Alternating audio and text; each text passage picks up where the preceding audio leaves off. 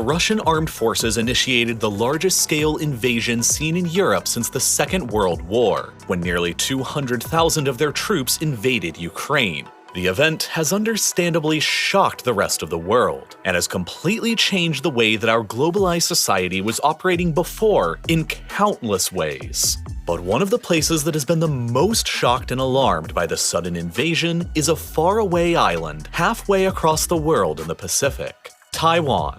Of course, Taiwan's situation is, in many ways, highly similar to Ukraine.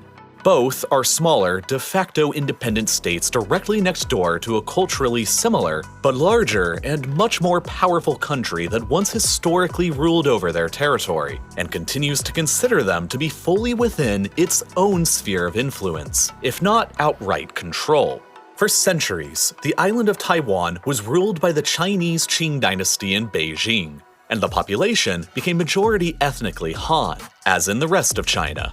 Taiwan was then conquered by the Japanese in 1895 and ruled by them for half a century, until it was returned at the end of World War II. In the years immediately afterwards, China became engulfed in the final phase of the decades-long Chinese Civil War between the communists of Mao Zedong and the nationalists of Chiang Kai-shek. The communists emerged victorious throughout the mainland and established the People's Republic of China, or PRC, in 1949, while the nationalists of the Republic of China, or ROC, retreated to the island of Taiwan. And ever since then, the PRC and ROC have never officially signed any peace agreement, and the Chinese Civil War between them is theoretically still ongoing. At the legal level, the ROC on Taiwan has continued officially claiming to be the sole government of all of China, including the mainland, which is ruled by the PRC. But across the many decades and generations that have passed, has also discovered a new sense of independence and a separate Taiwanese identity, while blossoming into a highly developed, globalized, Western-oriented democracy. Meanwhile, the PRC on the mainland has also continuously claimed ever since that they are the sole government of China, and that Taiwan has always been a rightful part of that China. Today, the PRC effectively considers that Taiwan is merely a renegade province of their China currently in a state of rebellion, and that if diplomatic efforts fail to reunify the one China peacefully, Beijing has legally reserved itself the right to employ force. And China's current president Xi Jinping has made it no secret that that official position has, if anything, even further solidified under his administration, with statements like this one from a speech of his during 2021 that reads, "Resolving the Taiwan question and realizing China's complete reunification is a historic mission and an unshakable commitment of the Communist Party of China. Xi and the Chinese Communist Party are determined to one day bring Taiwan back under the control of Beijing, by one way or another, and they will not change their minds." Since the war in Ukraine has proven that a full-scale invasion of one state by a neighbor continues to be possible even in 2022, and since Beijing has never renounced the right to employ force against Taiwan, the world has been left wondering, could Taiwan actually become the target of the world's next biggest invasion? And could that end up sparking the next world war between China and the United States, Taiwan's unofficial protector? The answers to those questions are complicated because while Taiwan's situation is in many ways very similar to Ukraine, it is also very different. For starters, Ukraine is directly connected by land to Russia along a border that stretches for 2,000 kilometers across mostly flat and empty, hard-to-defend countryside, and the Russian army has still struggled with invading it. Meanwhile, Taiwan is an island separated from China by the Taiwan Strait, a body of water that at its narrowest is still approximately 130 kilometers wide, a similar distance as Cuba is from the US state of Florida. Naturally, because of this, any invasion attempt of Taiwan by China would be dramatically more complicated and tougher to pull off than Russia's invasion of Ukraine, because it would necessitate the largest amphibious assault in human history with hundreds of thousands of troops, landing craft, and air superiority all operating in tandem with each other over the strait. Second of all, Taiwan's political situation is dramatically different from Ukraine's as well. Taiwan is not a member of the United Nations, and only 15 mostly small countries officially recognize its sovereignty, like Haiti and Nicaragua. This is largely, once again, because the PRC considers Taiwan to be a rebellious province of theirs, and the PRC refuses all diplomatic relations with any country who sees things differently. Seeing as how the PRC is the world's second largest economy with a population of more than 1.4 billion people, and Taiwan's population is only 23.5 million, most of the world, including the United States, publicly side with Beijing on this issue and do not recognize Taiwan's independence. But at the same time, the United States is a major unofficial ally of Taiwan. Taiwan is publicly considered a major non-NATO ally of America, along with Japan, South Korea, and the Philippines. The United States has sold tens of billions of dollars worth of military weapons and hardware to Taiwan, including things like advanced fighter jets, helicopters, missiles, and submarines. American naval vessels routinely patrol the Taiwan Strait between Taiwan and the PRC at least once a month, and US President Joe Biden has even gone so far as to publicly state that America would defend Taiwan in the event of a PRC invasion just last October. America recognizes Taiwan as independent in all but name, and will most likely come to the island's defense in the event of an invasion from China, unlike Ukraine. And the reason is because, simply put, Taiwan has become the most valuable and strategic island in the 21st century world to control, and it is at the epicenter of the brewing Cold War between America and China, the same way that Berlin and Germany was at the center of the last one. Whichever side controls Taiwan or has Taiwan on their side will quite literally win the entire 21st century. And there are many reasons why. Let's begin first with the geographic realities making up the board of East Asia and the Western Pacific, and start off from Beijing's perspective. The PRC controls the world's 10th longest coastline with more than 14,000 kilometers of shore with the Pacific Ocean, and half of China's 1.4 billion people live nearby to it.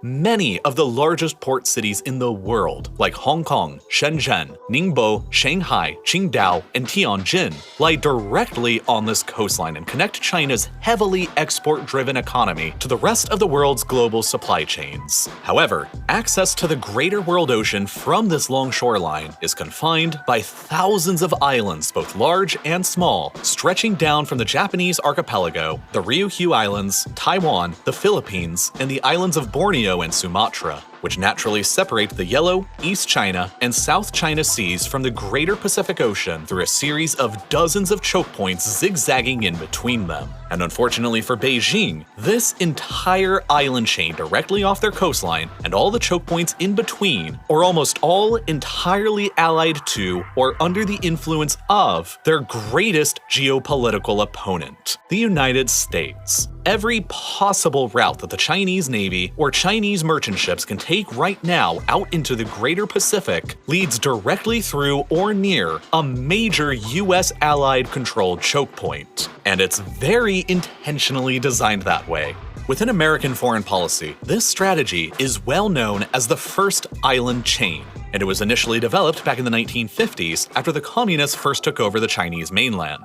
By maintaining close military alliances with Japan, South Korea, Taiwan, and the Philippines, all directly off of the Chinese coast, the United States can effectively control all of these choke points, contain the PRC Navy within her immediate territorial seas, while also simultaneously guaranteeing American power projection into the Far East from dozens of naval and air bases. And then there's the implicit threat that were there to ever be some kind of conflict, the American Navy and friends can easily blockade all of these choke points and strangle the Chinese economy into submission. From both Washington and Beijing's perspectives, Taiwan is the most vital piece on this board to control because it is at the geographic center of the entire first island chain. If Beijing could ever seize control of Taiwan, it would eliminate a major US allied outpost nearby to China's major coastal population centers and trade routes. It would sever the US island alliance in half, break the American strategic encirclement of their coastline, and enable PRC naval forces, including nuclear-armed submarines, to finally enter the greater Pacific Ocean relatively undetected, which would dramatically improve Beijing's deterrence capabilities. Naturally, the United States would like to prevent this from happening, and thus Taiwan is geographically a core interest to both parties. But this is really only the beginning of why Taiwan matters so much to both sides. Because the significantly larger and more pressing issue, as it nearly always is over economics, money, and resources. For starters, the Taiwanese economy is massive and punches well beyond its weight, which is another huge difference between itself and Ukraine. The Ukrainian GDP pre-war was only about $155 billion. While Taiwan's GDP is roughly 5 times larger at $786 billion, putting it on a par with Turkey despite having far less people. And the single most important thing to understand about Taiwan today that explains everything from their huge economy to their position as the world's most valuable island of the 21st century is that they absolutely dominate the entire advanced semiconductor and chip industry that powers nearly every advanced civilian and military technology around the world. From smartphones and computers to advanced jet fighters and missile defense systems. Semiconductor chips of 10 nanometers or less in size are currently considered to be the most advanced. Tiny devices that pack billions of electronic components within just a few square millimeters of space. So thoroughly does Taiwan dominate this industry that 92% of the entire worldwide manufacturing of these advanced chips takes place on their island alone, within only a handful of enormously expensive, complicated, and highly specialized fabrication plants, or fabs, most of which are owned by just a single company, the Taiwan Semiconductor Manufacturing Company, or TSMC. TSMC is likely the most powerful corporation in the world that you've never heard of. And it's really more of an institution at this point than a company. They operate 10 major fabs on the island itself that act as the world's foundries for advanced chips. And ranked by market cap, TSMC is the 10th largest corporation in the world, with a valuation exceeding $540 billion, larger than the annual GDP of most of the world's countries. With such an absolute monopoly on the production of the world's most advanced chips that everybody needs, Taiwan has created for itself a decisive masterstroke in the art of defense. It has made itself invaluable to both Washington and Beijing. Giant American semiconductor companies like Intel, Nvidia, AMD, Apple, and dozens of others still perform the research, development, and design of their own chips, but beginning in the 1980s, they gradually outsourced the entire manufacturing process of these chips to mostly TSMC's fabs on Taiwan in order to cut down on costs and become more competitive. Then, over the span of decades, TSMC has essentially become the global foundry and manufacturer for advanced chips designed by almost every semiconductor company in the world. And while this strategy was immensely beneficial and profitable to the private companies like Nvidia or Apple, it has also led to a massive and potentially catastrophic risk to the United States government. The overwhelming majority of the US military-industrial complex's most advanced chips that are powering their most advanced military weapon systems and technologies are pretty much all originating almost next door to America's principal geopolitical opponent of the 21st century. Were Taiwan to ever fall into the hands of Beijing, it would potentially also mean the conquest of TSMC and their priceless fabs, and America could suddenly find itself entirely sealed off from the production of advanced chips, meaning that China would stand to gain the upper hand in advanced military technology like artificial intelligence and nearly every other facet of modern warfare. At the same time, Beijing stands to lose a tremendous amount as well. Today, the PRC represents around 60% of the entire global demand for semiconductors, and the vast majority of these are either imported or manufactured locally by foreign suppliers. And despite all the animosity, Taiwan is one of Beijing's most crucial suppliers, since nearly half of Taiwan's exports to the PRC are entirely just semiconductors. Were the PRC to initiate an invasion of Taiwan, Beijing stands to potentially pull off a masterstroke by capturing the control of this entire crucial global industry and locking America and the West out from it, potentially securing Chinese technological and military superiority throughout the rest of the 21st century in the process. But of course, an invasion could also dramatically backfire on these objectives as well. The priceless fabs themselves could easily become casualties of the fighting, or the Taiwanese may end up sabotaging them themselves out of spite if the war's outcome becomes dicey. And these fabs are not easy to replicate despite everyone trying to, because they're ridiculously expensive and highly specialized. For their own part, Taiwan has closely guarded the technology of this crown jewel for decades, with many referring to the fabs as the island's Silicon Shield. TSMC has opened up some smaller scale fabs in China, the United States, and Japan, but none of these foreign plants abroad produce any of the more advanced chips under 10 nanometers. They only produce larger and outdated chips, while all of the smaller, advanced chip manufacturing continues to remain at home, closely guarded on Taiwan. And now, both Beijing and Washington are desperately attempting to remove their critical over-dependencies on Taiwanese chips. Having now recognized the tremendous historic error of outsourcing advanced chip fabrication to Taiwan, Washington is hoping to reverse the trend by bringing fabrication back home.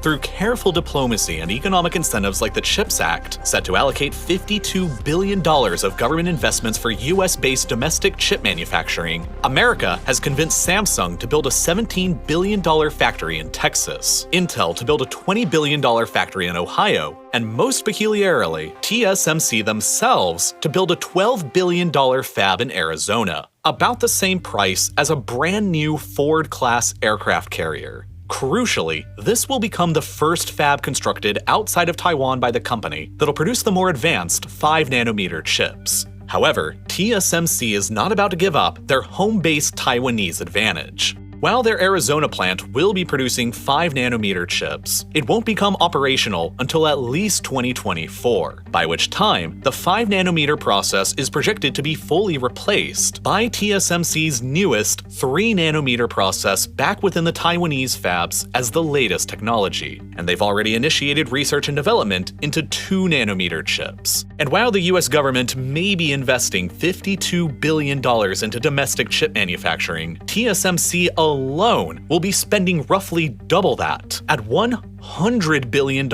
over just the next 3 years on building out new fabs, new research, and new development. And it will be very, very difficult, if not even impossible, for any other country, let alone company, to catch up with them in their technology anytime soon. And thus, Taiwan's semiconductor industry simultaneously dissuades Beijing from ever launching an attack because they need their chips, while also guaranteeing America's support even if it does ever happen, because they likewise also need their chips. Because the global chip shortage that we've all been experiencing recently is only a foretaste of the absolute mayhem that would be unleashed were Taiwan to ever come under an attack.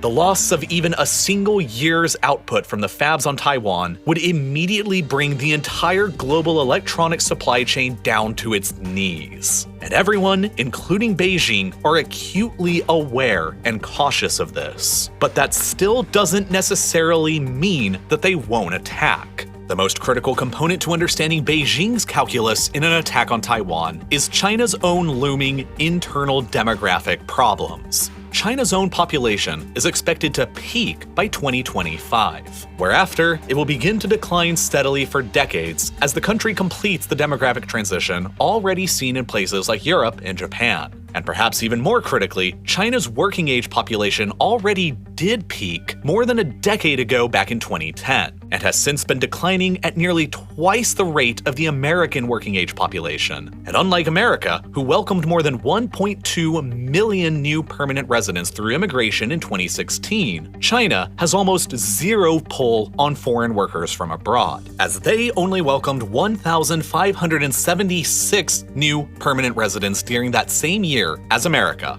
or 750 times less. On top of this, China has been experiencing skyrocketing household debt levels and faces a significant amount of resource insecurity. With only limited oil and gas reserves to rely upon within their own borders, and with an ever more energy-hungry economy, China is by far the world's largest single importer of petroleum, at more than 10.8 million barrels a day, which is 3/4 of their total oil consumption. And one set of projections from Tsinghua University reasonably calculates that China's oil and gas imports, primarily coming in from the Middle East, will peak between 2030 and 2035. China's economy and relative power are therefore both going to peak at some point this decade. And that means that its most likely chance to successfully accomplish decades-long held goals, like the control of Taiwan, is within the narrow window available to them between now and 2030. If they wait any longer beyond then, they'll only continue growing weaker, while America will most likely only continue getting stronger, or at least remain about the same. And thus, this is why China has been acting increasingly aggressive in suppressing places like Hong Kong, Xinjiang, and the South China Sea. And it's why several American admirals and foreign policy experts have suggested that there is a relatively high chance of Beijing acting on Taiwan in some way or another by 2027, within just the next 5 years. And thus, even before the Russian invasion of Ukraine, the 2020s were already expected to be the most dangerous decade of the 21st century so far. And in many ways, the struggle for Taiwan is already ongoing. Like many other countries, Taiwan maintains what's called an Air Defense Identification Zone, or ADIZ, over their territory, an airspace over land and sea in which all aircraft must be identified and located within the interests of national security. Beijing has been steadily probing Taiwan's defenses and testing their resolve by repeatedly flying military jets across this ADIZ. In 2020, they flew 380 of these military flights across Taiwan's ADIZ. And then, in 2021, they dramatically increased this to 961 flights, performing an average of almost 3 per day throughout the entire year. Taiwan's Air Force has had to almost continuously scramble their own planes to ward off these Chinese jets, and the sheer frequency of them has been causing qualified and highly trained pilots on the island to be stretched dangerously thin. And if the time ever comes that Beijing finally concludes that diplomacy has failed, it has multiple military options to select from in dealing with Taiwan that are short of a risky full-scale invasion. The Republic of China controls more territory than just the island of Taiwan. There are the unpopulated Patras and Taiping Islands in the South China Sea that are home to ROC air bases that Beijing could seek to eliminate or occupy in a more limited show of force. There are the small Matsu Islands that are only about 9 kilometers off the coast of China's Fujian province, home to about 13,500 Taiwanese citizens that Beijing could opt to blockade or occupy while using them as a bargaining chip towards full unification with the Taiwanese mainland. There's also Kinmen, another group of islands that the ROC controls just off the Chinese mainland a mere 6 kilometers from the PRC port city of Xiamen.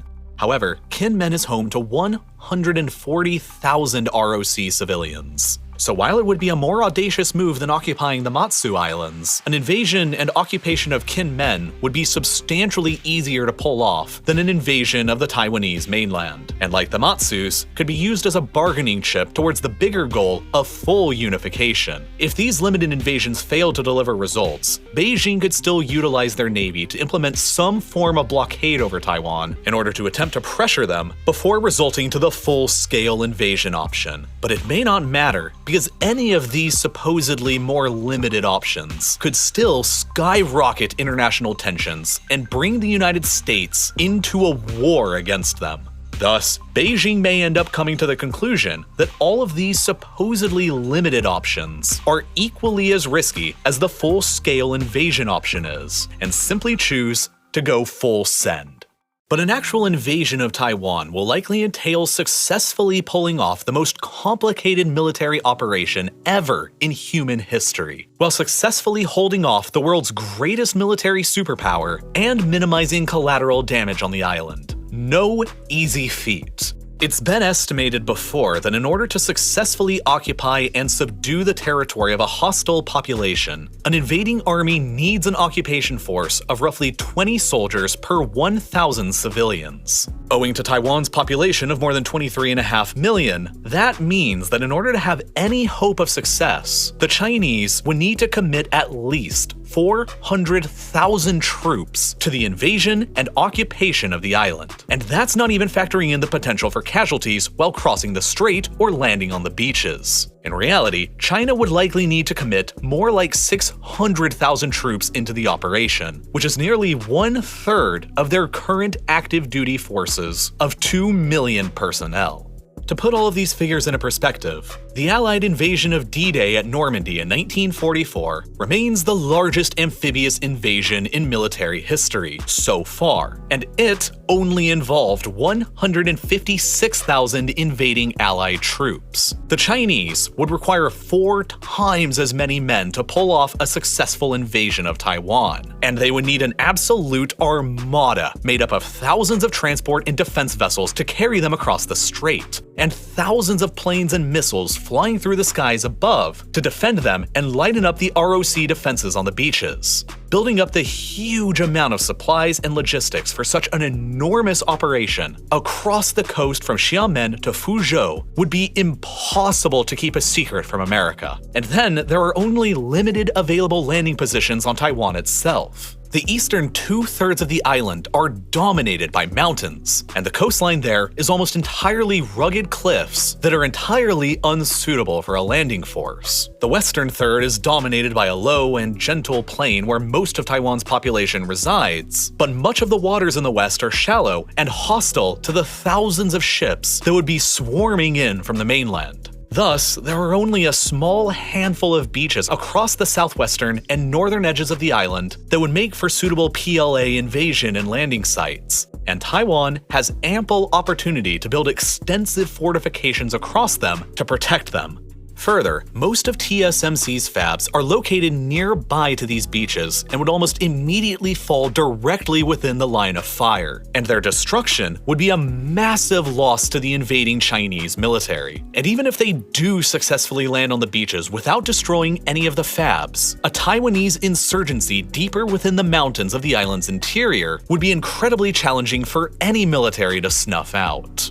Ultimately for Beijing, a success in taking over Taiwan would sever the first island chain, break out their naval containment, enable China to freely project power into the Pacific, improve their nuclear deterrence capabilities, undermine the US alliances with other partners in the region, and potentially hand them the keys to the global advanced semiconductor industry and the TSMC Corporation, all but guaranteeing them the more technologically advanced military over America later on in the 21st century. But there are numerous risks. If America and her regional allies like Japan and Australia intervene against them, they could all inflict massive damage on the untested and combat-inexperienced Chinese military. A defeat in Taiwan could transform into an epic embarrassment and undermine the Communist Party's power and legitimacy at home.